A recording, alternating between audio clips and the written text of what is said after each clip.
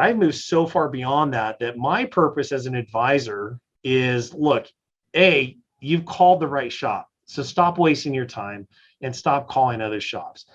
B, price is irrelevant because there's 18 other questions that we need to get answers to before we even talk about price. And one of those questions is, do I want to work with you, Mr. Customer? And one of those other questions is, do you want to work with us?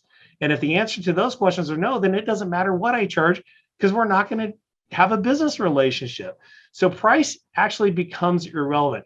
And it's really interesting to me to see how customers are hung up on it and untrained advisors are hung up on price as well. So I start this out to show you that time affects conversion. So if you look at this, if you want to increase your conversion rate, deal with the problem right then. So number one, make it a priority to call customers back as soon as possible. Number two, get in the habit of taking immediate action. Make the customer say no to you. Don't be ashamed of your pricing. If you know it's a brake job and it's machining the rotors and hanging pads and you know what it's going to cost, don't be ashamed of your pricing.